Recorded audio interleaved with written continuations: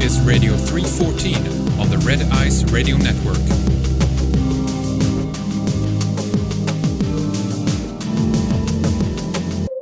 Welcome everyone, I'm Lana, and today we're doing something different. We're recording the radio show as usual, but we also have cameras in the studio, and we're recording a video version for members, which is a first. So if you're a member, log in at redicemembers.com to watch this radio interview.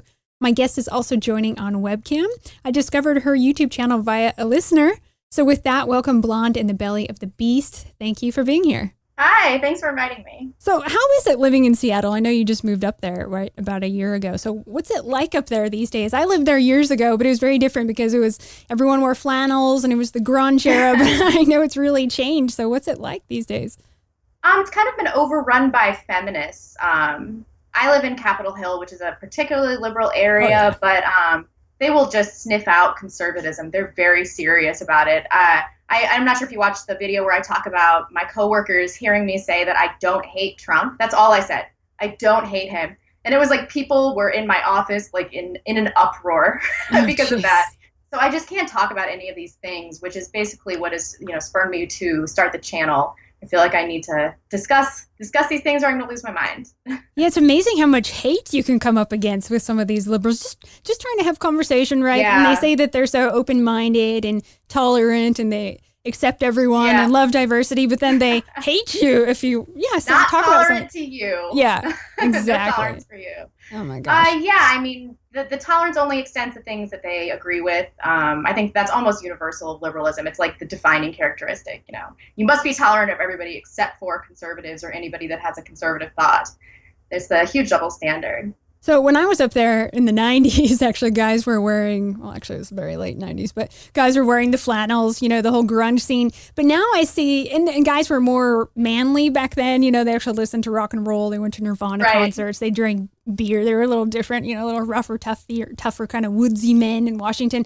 But now you see it's this hipster look, and they're skinny, they're scrawny, they're feminine. But now the flannel has come back. But those guys are trying to claim that with the beard and the manly look, right? So they're trying to make up for it in appearance, but they're not actually like real men anymore, Yeah, lots of effeminate men here. Before I had a boyfriend dating, it was just a nightmare.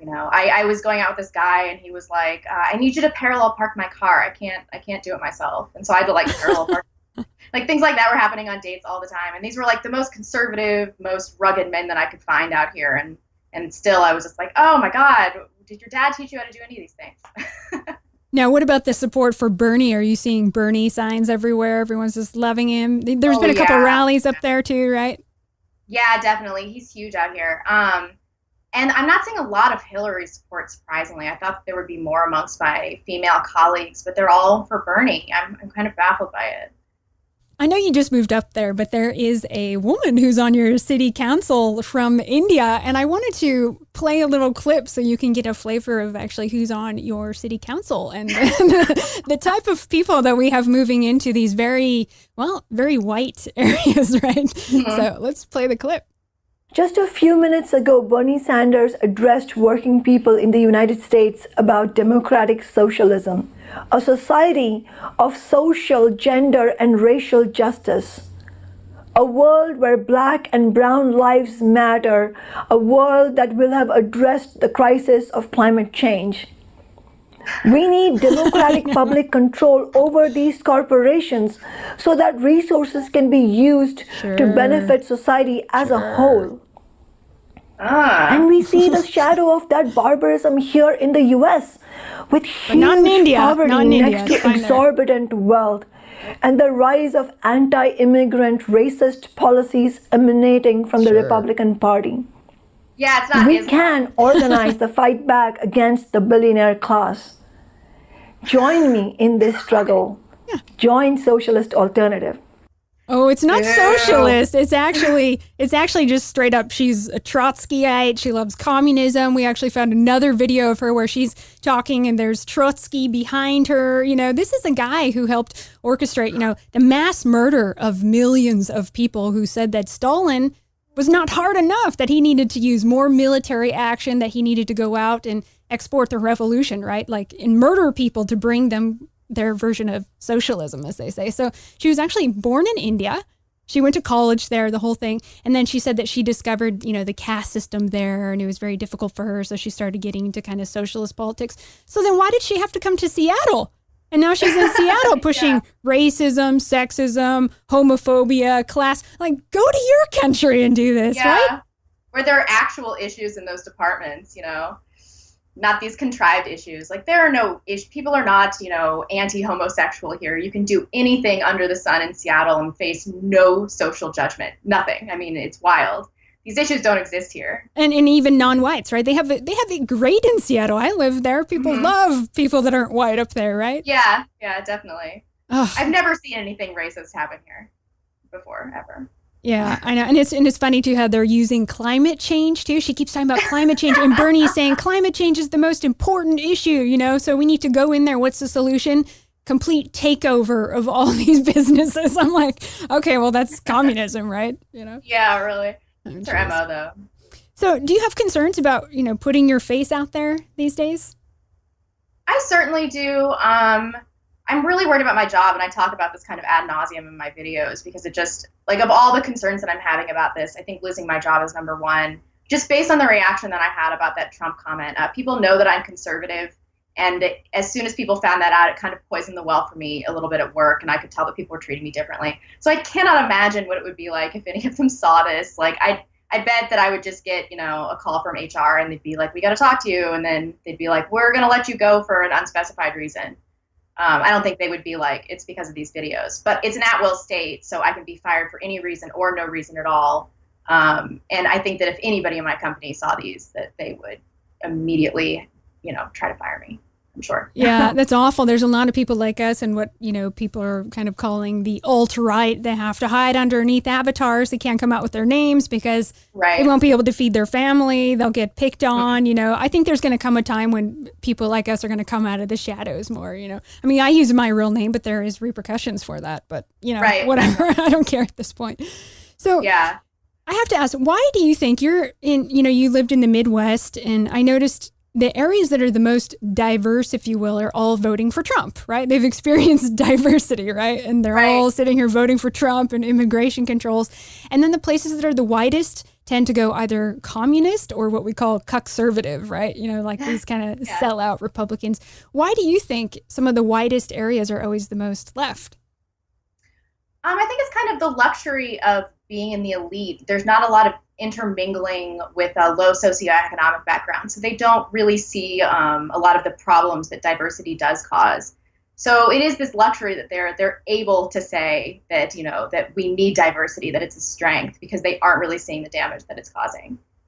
It's true. And also generally, if you are in Scandinavia or Europe or other wide areas, we have high trust societies, right? So we always want to believe everyone is good and everyone is equal, but it's a lie, Exactly. Right. And like you say, you have to actually experience diversity to know what it is. Mm-hmm. So, trying to awaken younger white women to, cultural Marxism, feminism, the war on European culture, it's a very difficult task. So how did you come to these subjects? I went to University of Missouri, which everybody has been seeing in the news. And it wasn't quite like that when I went there, but I did see a lot of things in college. For example, I read this book. It was assigned in my English 101 class called The Tortilla Curtain. And it's about this illegal Mexican immigrant family that moves to the United States, and they're starving to death. So they have to eat like a house cat. And that's not like the typical experience of the illegal immigrant. They do pretty well when they're out there. But this is what America's youth is being taught, that classes are being subjugated that really aren't, that all of these things are happening, these race relations. And that's how we've ended up with this generation of crybabies, which you see at Mizzou, which is a great example. So that's kind of where it started. I started learning these things in college, and I was like, this seems like nonsense. And then subsequently, I worked in corporate finance in New York, and that's a very liberal city. And I was working with a lot of women, career women with children and without children. So I was able to see a lot of that, how feminism had ruined their lives. And so basically every city that I've moved to, I've kind of accrued a little bit more of these liberal mentalities and just pointed out their flaws, and then eventually arrived at the set of views that I have right now. Now, did you grow up in a conservative household, or were they more left? They were pretty middle of the road. Recently, they've been politically erratic. Like every time I talk to my mom, she's like, I love Hillary, I love Trump. I'm like, what What are you talking about? But they instilled in me free thinking, which I think is generally more of a conservative attribute. So I guess I kind of grew up in a conservative household, but they weren't huge right wingers or anything like that. I think they voted for Obama twice. I'm not sure about that. Plus, you know, a lot of the Republicans nowadays, they're actually pretty much Democrats now in a lot of their views, you know? It's That's like true. Kasich, I mean, he might as well be running for a Democrat when you hear him, you know? Yeah, that's true. So why do you think the majority of women are really especially swept into liberal values and feminism? What's the draw for women specifically? One of the things that happened earlier this year, you know, I hate saying the term the red pill, but I did kind of take the red pill, and it was hard for me to admit that women do have a bit of a, I don't want to say herding instinct, but like we are more susceptible to social pressures than men. And I think that's probably why there are fewer women on YouTube and things like that. And I think that that kind of pressure is pushing women that otherwise would be apathetic into a feminist group. I mean, whenever I say that I'm not a feminist, people will be like, "You don't want equality for women?" And that's the attitude that people have. Like, "Oh, if you don't want feminism, then you're a traitor to your own gender." And if women believe that, then they're going to fall into that category just to avoid the social repercussions. And I think that that's probably been why the movement has gotten so out of hand. I think in order to, you know, I always get that question, well, how do we change that trend, you know, because women really respond to trends and what's fashionable. I think it would really take other females basically who are kind of sexy and strong and iconic to be more conservative, to be more alt-right, to get other women to follow. Unfortunately, I think it's really that shallow. I know we got into this mess really through education and the whole intellectual scene, but I think now the way to bring people out of that is culture, right? So it'd be more a countercultural thing because eventually counterculture gets into the government and then changes policy. I mean, look at what's happening in the government now. Years ago, right? You know, gay rights, transgender, all that was more underground, was more counterculture. But now it's actually becoming law, right? So do you feel there is a counterculture that's starting to arise? Isn't there always going to be kind of a repercussion to what's being thrown out at us? I think that there is definitely a counterculture brewing right now. Just the support, I'm sure you've experienced the same thing. Like you get emails every day saying like, "Oh, I'm in the same situation. I'm living in a liberal part of town." I thought that there was not a lot of support, but you know, getting so many of these emails, I'm thinking there really is a huge counterculture emerging, and it makes me very hopeful for the most part. I know we still have a lot of work to do, you know, but it is happening. I think anytime there's something that's shoved down your throat, like liberalism, which is really just nauseating in the schools, that young kids are going to want to revolt to it. I mean, I see even in Sweden, I see a lot of young, 20-year-old girls who are wanting to get married and have kids and really just do complete opposite, do the complete opposite from this whole liberal kind of feminist lifestyle. But I mean, have you thought about what does it even mean to be a feminist in Western society? Because we already have equality, don't we? Oh, for sure. I think that it's demanding superior treatment has become the defining characteristic of third wave feminism. I mean, they can demand basically anything, act in any way that they want. People have to tolerate it, otherwise be deemed as sexist. I mean, they've really played everybody masterfully. I'm kind of impressed, actually, that they've taken such a stronghold on society. But it doesn't mean what it used to. I think that, suffragettes actually wanted equality for women. They weren't looking 100 years ahead and being like, wow, this is going to really mess things up. They really did want equality, but that's not what's happening anymore. Yeah, exactly. When I read a lot of it too, my head just wants to explode when I read some of these arguments because it's just utter Marxist gibberish. I'm just like, and then it always ends up being anti-white. It just always does somewhere in there, whether it's fat acceptance or, accept us because we're ugly or this or that. It always ends up being anti-white for some reason, Yeah, let me pull up actually Kathy Reisenwitz. Let me just pull up what is feminism, okay? Feminism is the belief in the social, political, and economic equality of the sexes. Feminist activism. And okay, now don't we already have that? Politically, economically, I mean, where do we have inequality? They would say the wage gap, but that's been, refuted by every economist that's worthwhile. And I've heard Milo Yiannopoulos refute it so many times that it's just down pat in my mind. And then it's funny too, because they get into the, stereotyping, women are stereotyped. Aren't they stereotyping men? Oh, for sure. Yeah, this whole rape culture thing, that's a stereotype of men. I was reading stoppatriarchy.org. I made a video about abortion yesterday, And on their website, it says, we need to end abortion because it's causing innocent young boys to become the new generation of rapists. On their website. Doesn't even make sense. It doesn't make any sense, but this is like the general mentality of people, of liberal women. They've created their own reality where they're truly victims of horrible oppression. I know, and I just think, I mean, I know you're critical of Islam. Why don't you talk about how women are treated in those countries? I mean, in the West, we have it pretty damn good, don't we? Oh, yeah, we have it great. I'm so entitled. Like, most of the great things that have happened in my life are because I'm an entitled Western woman. They have a real rape culture in Africa and in Middle Eastern countries. Women get acid thrown in their faces. They're, raped as children. You have to have several witnesses to report a rape, and then sometimes they'll stone you for reporting a rape. And they want to talk about, in the United States, there being a rape culture where if you rape somebody, you are definitely going to go to jail. It's insane to me. Yeah, I know. I always ask them, what do you want? And they always say equality. And I always say, point to me where you're not equal. Where basically they just want to take all the areas where men work and just replace it with all women, and then it will be better, right? That must be what they want, just total domination, I think. Oh, yeah. That one prominent feminist, I can't remember her name right now, talking about putting men in concentration camps. It blows my mind. Yeah. They're just blatantly talking about making men obsolete now. So what do you think is the big deal with admitting biological differences? We know men and women are different. It's a biological fact. But nowadays, it's like that's the one thing you can't talk about, right? What's the big deal in admitting this?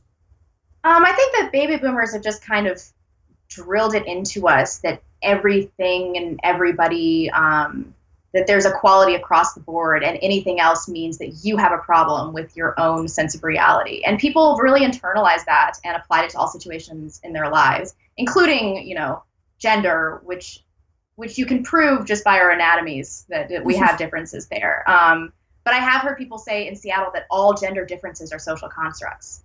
All gender differences. No, it's very biological. You can look, you can look and see your genitals and kind of know what you are. Yeah, I think it's this lie of egalitarianism. It's become the precious religion. So science is now starting to get into the way. So really they're becoming kind of like religious, mythological people that aren't in touch with science anymore. Right? Oh, yeah. And the transgender issue is, I think, probably the clearest expression of this, how people are dealing with this. I see men in Seattle all the time that are not necessarily transgender. They're, they haven't gone through any hormones or anything like that, but they're just dressed up as women, like acting like they're passable. And nobody even bats an eye. It's like there's all this weird gender stuff going on that's totally socially acceptable. It's the most bizarre thing. Yeah, they've changed the laws. I think it was in North Carolina. You probably heard the recent one. I don't know if it's like that in Seattle. You can choose whatever bathroom you want to go into. So recently some guy just tried that out. I don't know if he was sincere, if he meant it, if he was genuine, but he just walked right into the girls' locker room and everyone freaked out. And he said, but it's the law. The law's protecting me. Are you discriminating against me now? So there should be more guys that try that just to make a point to see how that goes over, right? Yeah. I watched a segment on Young Turks about this yesterday. And they were saying that people are saying that men are going to use this as an excuse to go into women's bathrooms. And they're like, that's ridiculous. This is just a reason for them to further discriminate against transgenders. But that's exactly what men are going to do, and sexual predators. They're going to be like, oh, I can use this bathroom for sure. It's the law. I was like, are you guys serious with this? So I unsubscribed to them immediately. Yeah, I don't like them. Yeah. The Young Turks also, are responsible for the Armenian genocide. Look that up. They never talk about that on their show. But. So when it comes to women and feminism, have you found women are they nicer, or are they becoming more bitchy now that they're accepting feminism? Because I find that women are becoming bitchier. For sure, because now they resent men and they resent other women, especially feminine women.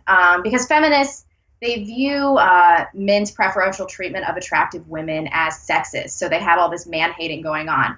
But then if you're a woman that, puts effort into her appearance, they're going to resent you too. So they're just increasingly alienating themselves from more populations of people. And they're intolerable. Like, the interactions I have with feminists on a daily basis are yeah, they're monstrous people in general. I find too, it's usually women that are whiny and incapable of doing things. You know, as a woman, there's things that I just do, and I shut up about it. You know what I mean? Right. I have all the opportunity. The stars are the limits in our society. There's nothing holding me back except for myself, right? I also have a great marriage. I'm happy. I'm fulfilled. I have a good relationship with my father. You know, I'm not screwed up, but I find a lot of the feminist women have some major psychological baggage.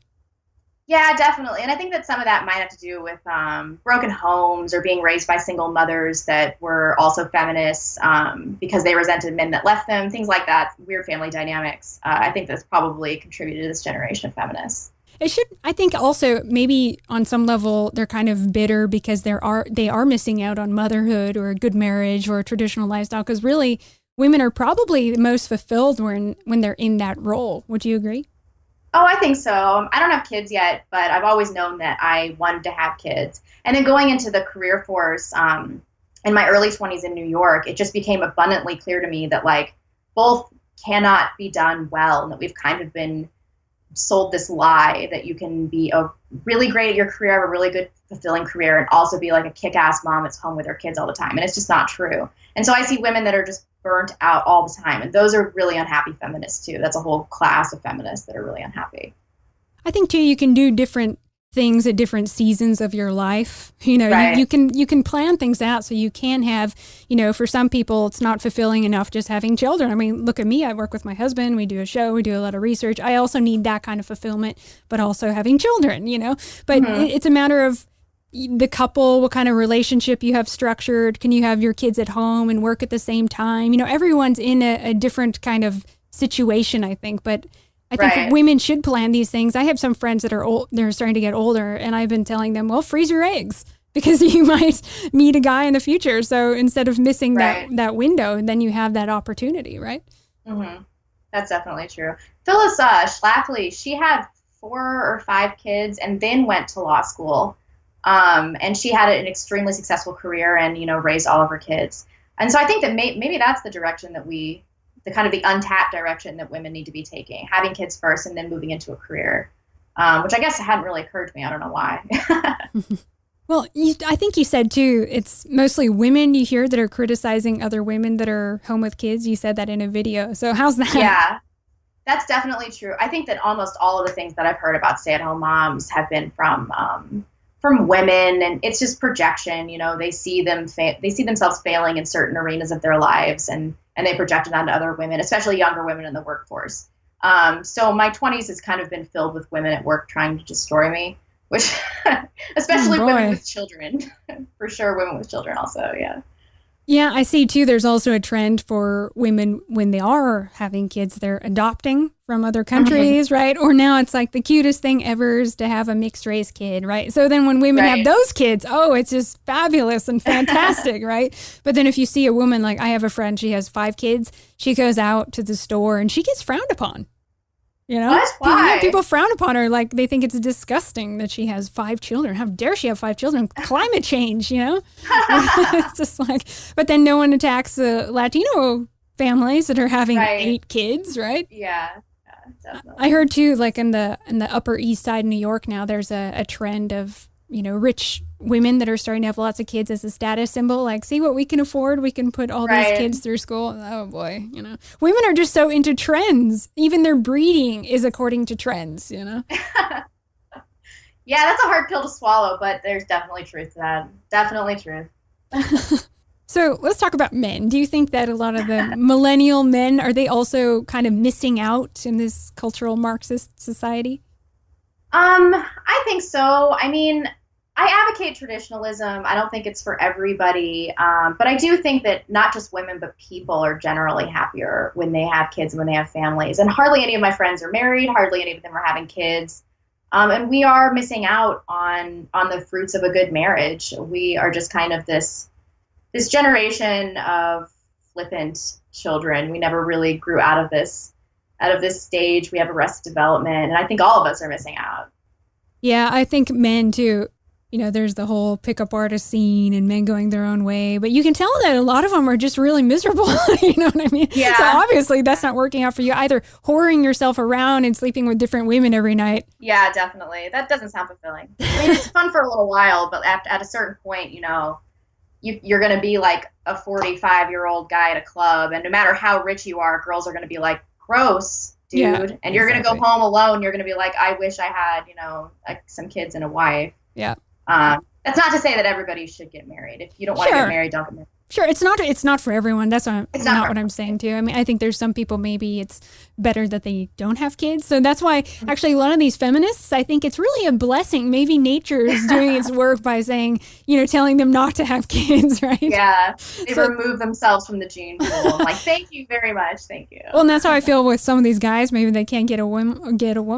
Well, okay, I guess only the fit and the strong will get to have children in the end, right? Yeah, that's true. I think that some of those guys have legitimate gripes, and some of them have just had problems with women their entire lives, or issues with their moms. I'm hearing a lot of that in my comment section. People that have really poor relationships with their moms, or their mom divorced their dad, and then they would see manifestations of that in their own relationships, and they were like, no, I'm out. And then that's how they ended up being MGTOW.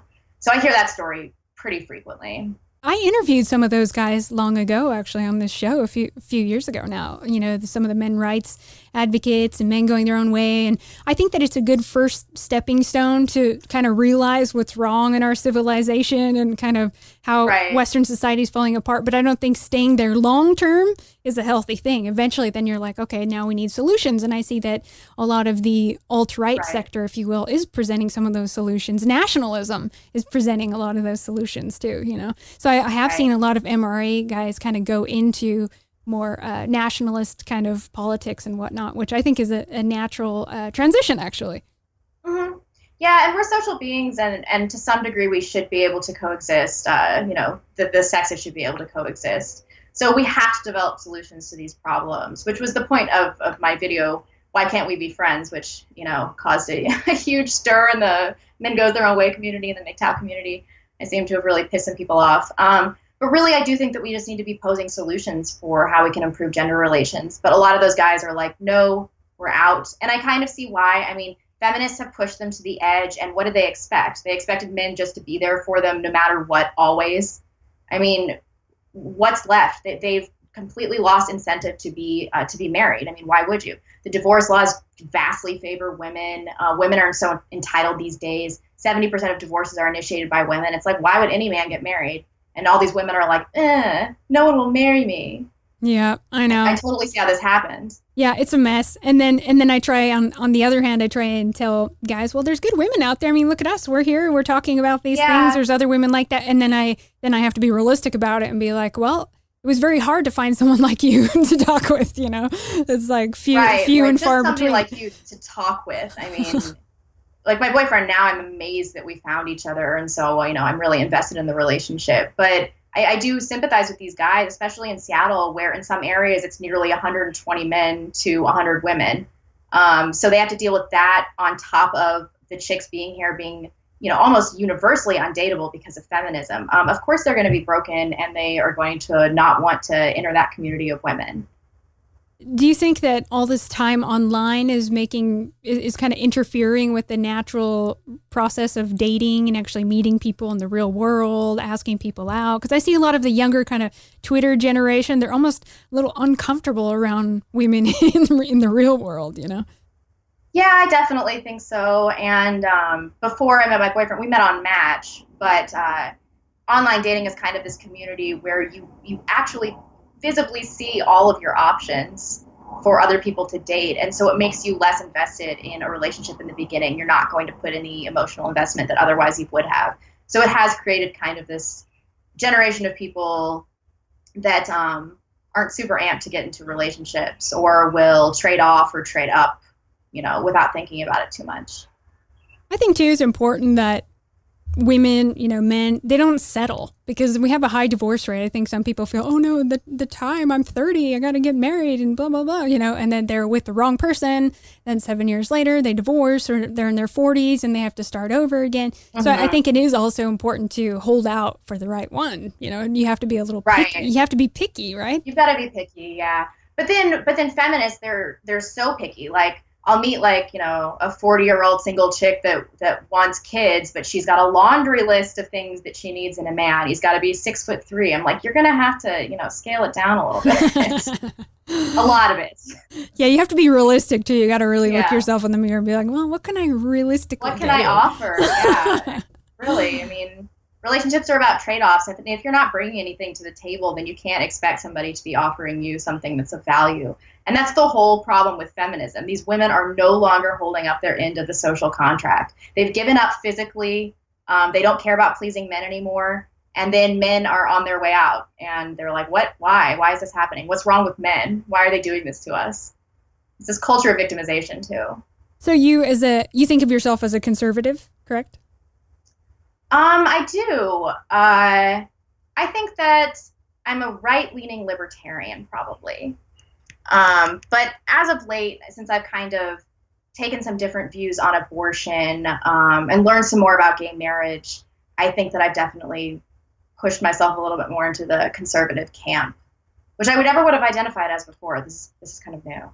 Have you heard the term conservative before, or is I that have. new? Okay, yeah. I have. Yeah, because the Conservative Party, they fail. There's nothing left to conserve. They've given everything away, and Republicans are just repugnant. They're just total sellouts. Right. So I think it's good seeing the emergence of Trump and these other people that want to, basically the Republican Party is fracturing, and I think that's really. Don't you think that can be a good thing?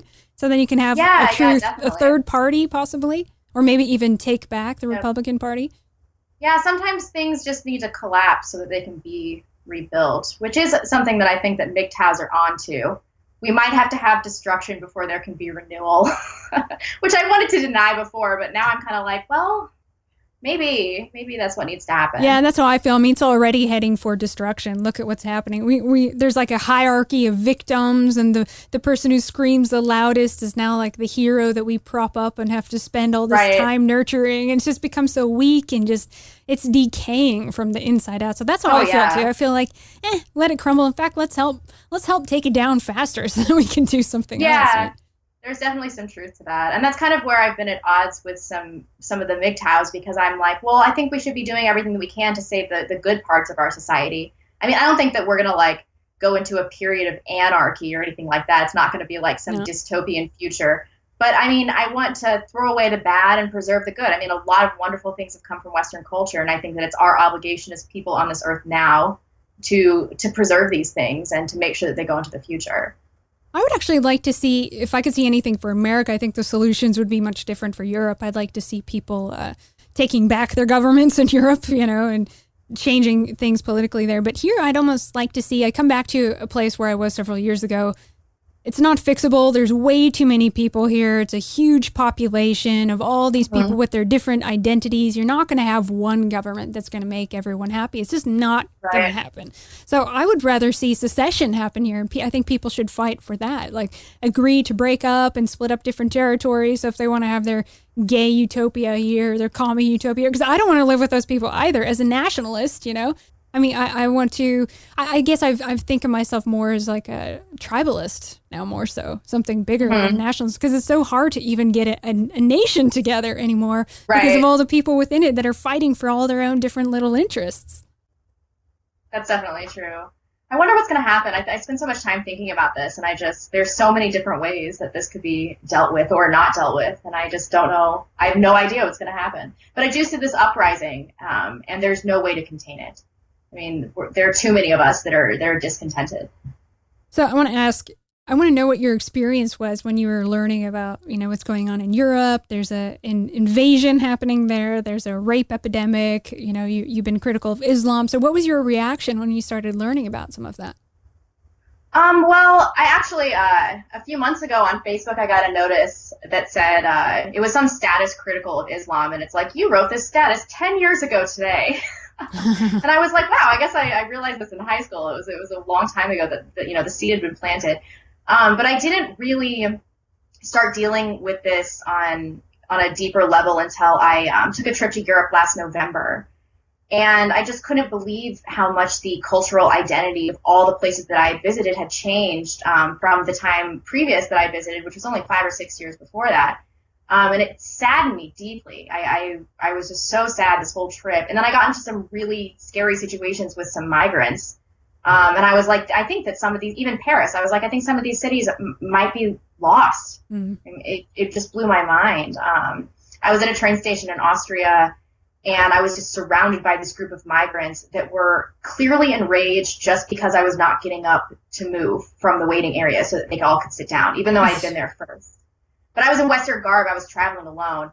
And I took some pictures of these guys, but like they wanted me dead. Like they were looking at me like I was the filthiest, most disgusting Western whore they'd ever seen. I was scum of the earth, and they were talking about me and laughing. Like I didn't get up and move, and it was one of the prouder moments of my life. But now I'm kind of like, that was stupid. This is before Cologne. This is a week before the Bataclan incident. I was in Europe. It's alarming, isn't it? I mean, it's disturbing. We're in America, but we're Europeans. That's our continent, our motherland, our fatherland, right? We're Europeans. So it's very painful for me watching it and seeing what's happening. And it's all men, right? It's all men. And coming in there and lots of raping, living in Sweden. Sweden virtually had no crime. Rape is just something that you just didn't hear about. Things were safe there. Now it's the rape capital of Europe. Right. It's unbelievable. I heard that they will not collect sexual assault statistics in Sweden based on demographic. Is this true? Yeah. It's not like America. America, you could actually still look up, African American, Asian, white. There, they don't do that. And I also heard that it's gone up 1,400% in some areas of Sweden. Is that true? Is that true, Henrik? Yes, he's saying yes. Jeez. Yeah. Well, speaking of that, I want to play you a clip. There's a feminist by the name of Lacey Green. Have you heard of her? Oh, yeah. For sure. Someone asked her about Rotherham and the rape scandal. Let's get her reaction to that. I am here with Lacey Green. Say hi. Hi. What is your opinion on what happened in Rotherham, England? What happened in Rotherham, England? Yeah, the big rape scandal in Rotherham. I'm not familiar with it. Oh, oops, sorry. There you go. Oh, come on. Idiots. None of these feminists know about it. They don't care about it. And when you see what some of these savages do to the women there, the way they look after they're done with them, with their legs literally broken back and gutted. I mean, it's disgusting. I wish I never looked at those pictures. 1,400 girls were involved. 1,400 girls. And wasn't this over the course of like 20 years? Yeah. I mean, come on. Every feminist should know about this. And there's a rape culture in the United States of America. Screw you guys. I know, exactly. And we got to get in their face and be louder about it and put them on the spot. It's time for them to answer some of these questions. But what do they try and do? They'll try and charge you of racism, right? Yeah, seriously. So we're the ones that actually want equality for women. Yeah, I know, exactly. I mean, it's just awful. And they just look the other way. They don't even know about it. They're just so obsessed with what's happening here in America, and they're creating things that aren't even happening. I mean, we are not oppressed. Women are not oppressed in America. Please present some evidence, because no one has presented evidence of how we're oppressed, They'll find some. They'll make up some wage gap nonsense. So how do you look at Islam coming into the West and now into America? What are your thoughts on that? A lot of the refugees that are flooding in here, a lot of the immigration, there's some areas that are completely taken over by Muslim populations. I think it's hugely problematic because Islam is inherently incompatible with Western values. The things that they believe, nobody would ever tolerate in action in the United States of America. And people that support mass migration aren't really thinking about the deeper implications of what that's going to mean to our cultural identity. I think that they have a myopic focus on compassion, or at least the appearance of compassion, and that trumps all of the reality of the situation, which is that these people are unassimilable. They're coming from countries where our values are completely unaligned, and they have really different views on sexual relationships between men and women, and it's going to cause huge cultural problems. And we're seeing these things, happen in Europe, and everybody's like, "Oh, why is this happening?" It's like, this is going to continue to happen, and it's totally predictable. Just look at their culture, look at what they believe. Of course, this is what's going to happen. How would you like to see men responding to this situation? As a woman, how do you think men should respond to the invasion that's happening? In the United States? Yeah, in the United States and Europe. I'd like to see more nationalism. I I think that that would solve a lot of problems. I think that a lot of this is rooted in this apathy, especially with men, because they've been marginalized and alienated by their culture. And so they don't really have any skin in the game. They're like, why am I going to die and defend myself for this country and these women that have betrayed me? I'm not going to do that. And so there's not really a huge element of nationalism. And I think, why would there be? I think if we can renew that in any way, it would be really beneficial. Now, when you say nationalism, people call you a racist and a Nazi, right? Yeah, totally. Have you been called that? Yep. Yeah, for sure. I mean, people have been on Twitter, go burn a cross and you want all black people to die. I'm like, what? Yeah, where do they come up with this stuff, It's just amazing. I don't know. I think that they think that calling me a racist is going to be what is most deeply hurtful and offensive to me. But that's what's most deeply and hurtful and offensive to them. They don't seem to realize that it just bounces off of me because I know I'm not racist. I'm never going to not be friends with somebody because they're black or something like that. Like, on an individual basis, none of this crap matters to me. I don't really care. I'm talking about larger social trends. So I know I'm not racist. So when somebody calls me that, I'm like, it just bounces right off me. I don't care at all. But they keep at it, the cross burning. They really like to say that. So what do you think when you hear things in the news? You're constantly hearing it. White privilege. What do you think about that when you're charged with white privilege by the media every day? Oh man. Well, I've been thinking lately. I've been reading an Ann Coulter book, How the Left Wants to Turn Our Country into a Third World Hellhole. Mm-hmm. And she talks a lot about Asian privilege, which has never really occurred to me before. But on average, they do make more money than white people. They have all these benefits, and nobody talks about Asian privilege, but really it's just because they're a hardworking people. And I think that kind of addresses things. It's not really white privilege. I think that I'm privileged, but I think that that's because I'm a woman. Yeah, it's interesting. It would be like us going into China exactly and saying, there's all this Chinese privilege here. Well, their ancestors, they worked hard to build it up and to earn that privilege. Yeah, definitely. Of course they want to pass that on to their children. I mean, that's absurd. What, they want to just give it away to strangers? I mean, this is lunacy. Only white people get charged with this. And it's only when white people become successful, they say, oh, it's because they stepped all over someone or they're privileged. But then if it's some non-white family that becomes successful, oh, they were such good, hardworking folks who made it from nothing, right? Right. Well, actually, I wanted to ask you, we hear the term a lot, traditional, being a traditional woman, how do you see in this modern day being a traditional woman? What does that really mean to you?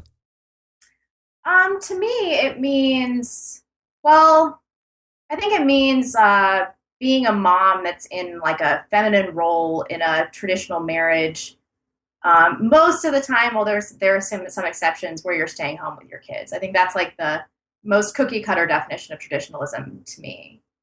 Yeah, some people think right away it's some kind of religious thing or something. And I mean, yeah. I'm not Christian, I think I'm more pagan, but I think that if you go back far enough in even the pre-Christian times, we had these family values. The family unit was a very strong part of our culture back then, right? Right. Yeah, I definitely agree. So do you think people just assume that we're religious? Yeah. All exactly. The time. Like, nope. Yeah, people think on the left that the only opposition to all their insanity is Christians, and that's bull because there's a whole slew of people that aren't Christian. There's even atheists that realize how crazy that these leftists are, right? That's true. And people from all walks of life do derive a lot of benefits from traditionalism. It's not necessarily just religious people. Yeah. Well, what are your thoughts on fat acceptance and this whole idea of trying to redefine beauty? What do you think? Well, I think it's going to be a dismal failure. And I think that this is just a manifestation of feminists wanting to further demonize men for things that they can't really help. I mean, they are hardwired to be sexually attracted to women that are young and fertile and thin and fit, and it's not their fault. And so it's just another feminist expression of their dissatisfaction with womanhood. Yeah, it's never going to work. They can keep trying, but they are not going to single-handedly redefine what men find beautiful. It's not going to happen. Or women find beautiful. I never see like a super fat chick and I'm like, she's just a really beautiful woman. I never think that. I'm like, that chick would be really pretty if she would lose 50 pounds. Yeah, exactly. I've said that too. I've said that to my husband. Oh, she's cute. If she lost, 100 pounds, she'd probably be really pretty. Yeah. That always makes me a little sad. I'm like, you have a pretty face. Just, work with what you've got. Exactly. I hate this idea of, just accept what you have or you're good enough. No, because I always want to improve myself. You can always do better, right? Why should you settle for what you are then today, right? You should always be striving for more. Well, let's play a video on body positive. Don't they call it the body positive movement? So we'll play a clip here. Do you think there's a line where a body type becomes unhealthy? Yeah, like if you're over 300. 300 what pounds? size do you think plus size would start at? Doesn't it start at like a 14? I don't know. I mean, if you're overweight, then it's obviously not healthy. What would you say would be the opposite of plus size? Petite? Like normal? How would you define normal?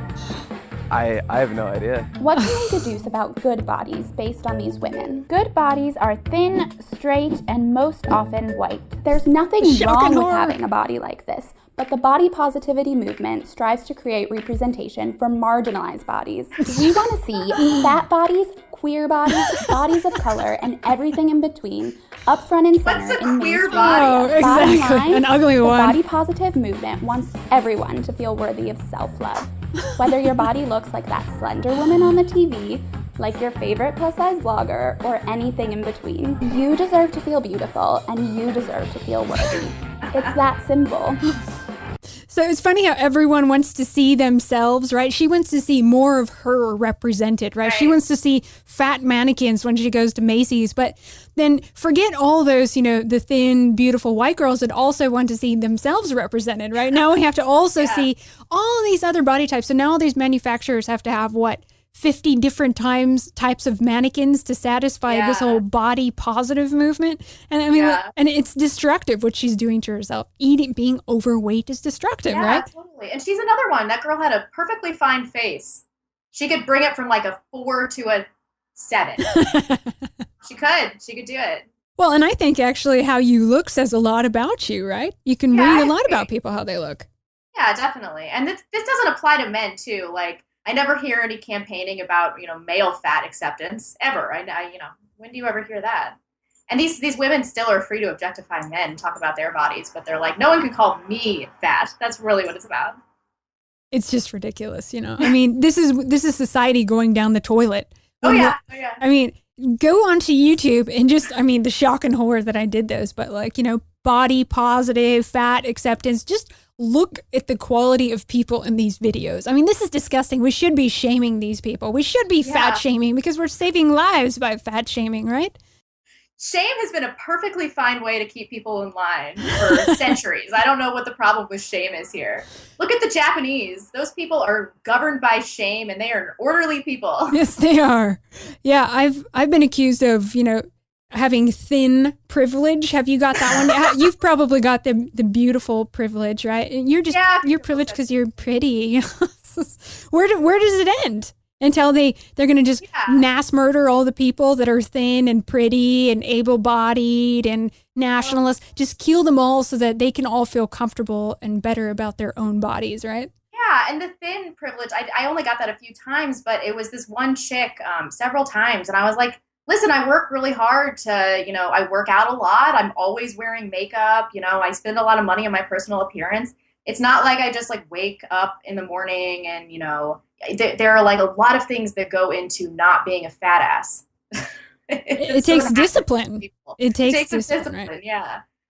And I know some of it's hereditary, but very seldom is there a morbidly obese person where their affliction is 100% hereditary. That is extremely rare. It's almost always lifestyle choices. So how is it up in the Northwest? I remember living up there. There wasn't as many fat people. What's it like these days? Is there a lot of obese people up there? Not obese, but it's like the feminist fat, a 6 chick in between the range of 160 and 200 pounds. But she's not 500 pounds, but she's pretty fat. I see a lot of that. Lots of pretty fat chicks. Well, speaking of that, let's cue up another video. Here's a feminist. Her name is Roxanne Gay, and she is gay, which is kind of funny. So So you are a bad feminist. So you're terrible at all that stuff. Huh? Oh, yes. What made you a bad feminist? When did you decide that you were bad at this? And why did you want to write a whole book about it? Well, I think instruction manuals are important. So I decided probably about 4 years ago, I should really document how bad I am at everything. If there's a young feminist at home who's getting better at it, what do you want her to get from the book? You want her to get worse at it, right? It's a boy, right? That is a I boy. want her to be able to accept herself. I don't think for so. Whatever feminist she is, and stop worrying about good or bad feminism. It's a girl. Just practice feminism. Right. And I hope that my book shows her that all you have to do is be yourself and be committed to what you believe in, and things will be all right. You can take showers if you're a feminist. Yes. You can be nice to men. Nah. On Fridays. Only on Fridays. What about the ultimate feminist book, like literature, 50 Shades of Grey? I love 50 Shades of Grey. You read them all? Oh, yeah. Is the character, is she a feminist? Far be it from me to tell another woman what she is or is not. That's true. I will say that she has never masturbated before the books start. Right. So I wonder about how feminist she can be if she's never touched her own genitals. Okay, so feminism, what is it? It's someone that touches their own genitals. Absolutely. A feminist can change her own oil. Okay. She has no problem, grooming her own mustache. Okay. And nightly she burns bras as offerings. Right. To the gods of feminism. She burns sage and bras. Absolutely. And her cat. Yes. Okay, I know she's partially joking, but they're really disgusting. A lot of these feminists, the butch kind of dykey feminists. I mean, they're just repulsive to me. Oh yeah. Lena Dunham is my favorite example of feminism because she's just constantly accosting me with her disgusting body. I hate watching Girls. I've got to admit that I've seen every episode of Girls. Because she never ceases to amaze me with the stuff that she'll just put out there and act like she's so brave. But she's like, look at my gross body. In this new season of Girls, she has a scene where she just shows her entire vagina. I hate to admit it, but for study, I watched a couple episodes and that was the first one that I happened to see. It was just a full on, just opened her legs, showing her beaver there, not groomed, showing it off to some guy, it was like some principal or something. She was, or I don't know, some guy she worked for. Yeah, she was trying to get her way, so then she, flashes her crotch there. Yeah, and then there was a couple others where she was just full on nude, laying on the couch, and she looked like a beached whale or something. I mean, there was tons of rolls on her body. But she's demanding that we be attracted to her. To that I say no. Gross, Lena Dunham. Gross. Yeah. So why were you watching that? I'm surprised. I read I read Jezebel a lot too because I just I thirst for these things that are going to make me angry. I don't know why. Maybe I'm just looking for material. But because she's kind of the epitome of the millennial feminist and she's the self-ordained feminist queen of our generation. And so I want to see what she's putting out there. I mean, she's the most entitled woman, perhaps, that I've ever encountered. It's unbelievable the stuff that comes out of her mouth. And I'm kind of transfixed. I just can't look away. It's like a car accident.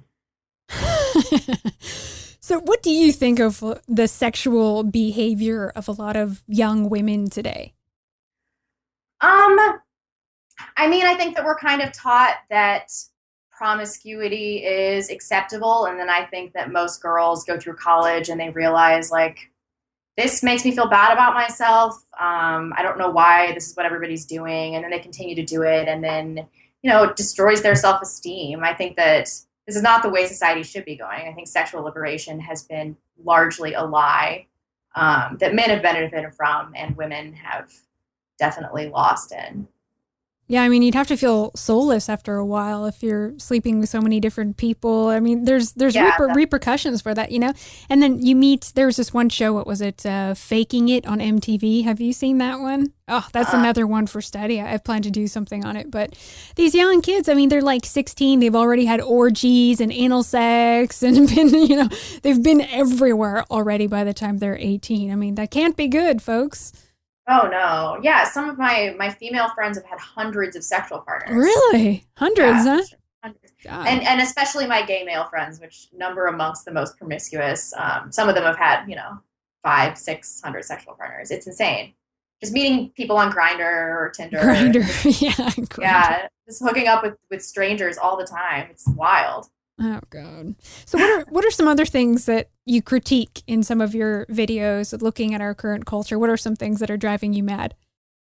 My most recent video that I put out last night was about abortion, because I saw a sign outside of my apartment against a post, a little neon sign, and it said, "On-demand abortion, no apologies, stoppatriarchy.org." And this blew my mind. I was so mad because I was like, this almost seems like a joke, stoppatriarchy.org. And then I started thinking through like my friends that have had abortions, and it really started to bother me. And I'm like, this is just another thing that I didn't realize was an example of just the decline of our culture. So as of late, that's been my big gripe. Yeah, well, mothers need to be teaching their daughters about their natural fertility cycles so that they can avoid getting pregnant, right? Yeah, that's definitely true. I wish they would have been more honest with that. And on the same side of that coin, they need to be honest about the time limits that women need to have children within. And there's a lot of dishonesty in that too. Like somebody at work the other day, they were like, a woman has her first child on average in the United States at age 35.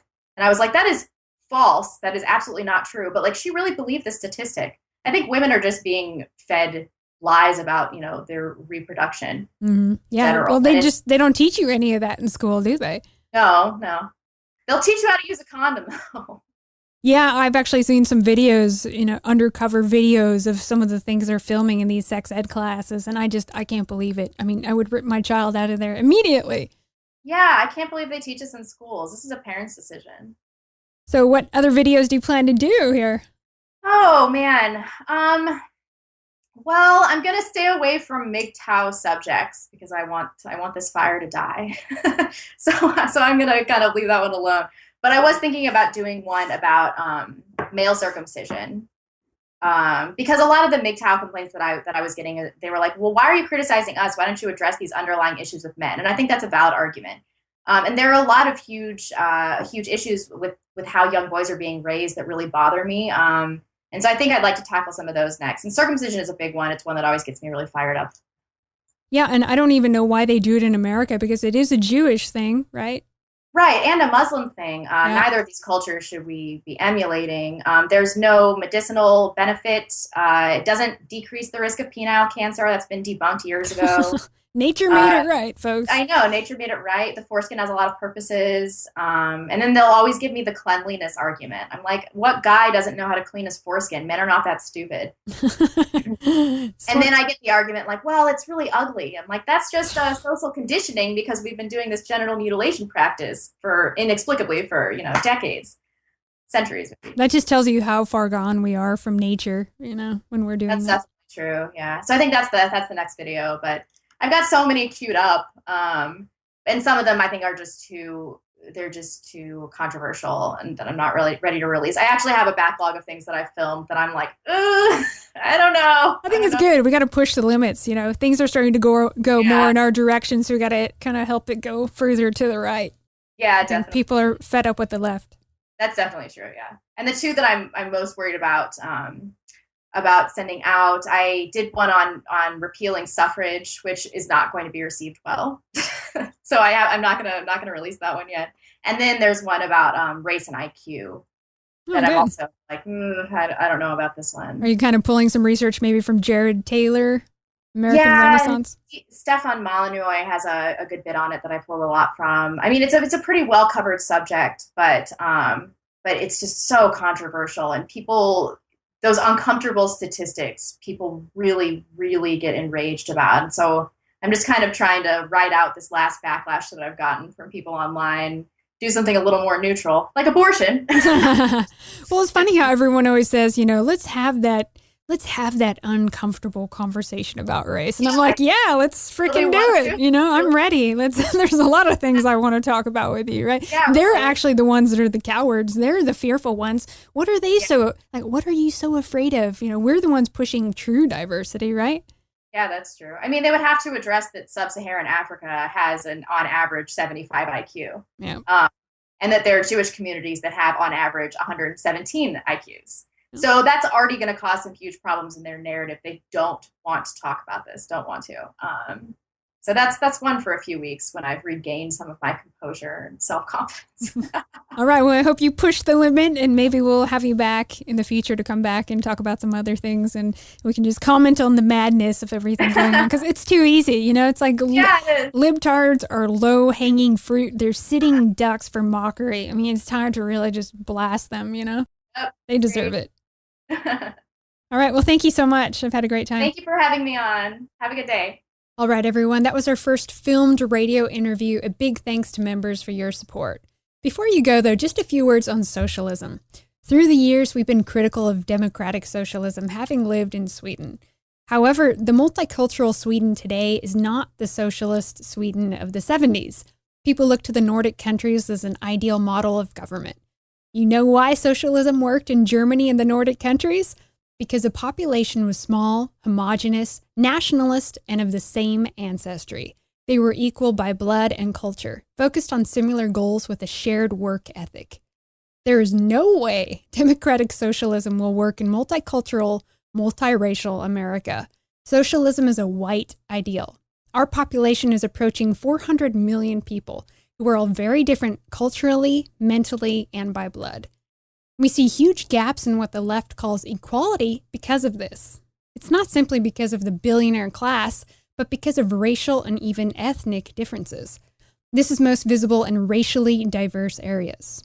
Add identity politics and special interest groups to the mix. There's no way America in all its diversity will align under one ideology, not without violence. The left points fingers at bankers and corporations, but they don't identify the true globalist elites. And what's their solution? Trotskyism. The American Bolsheviks aren't just targeting class and the rich, but they're seeking to destroy all differences while claiming to be fighting racism, sexism, and homophobia.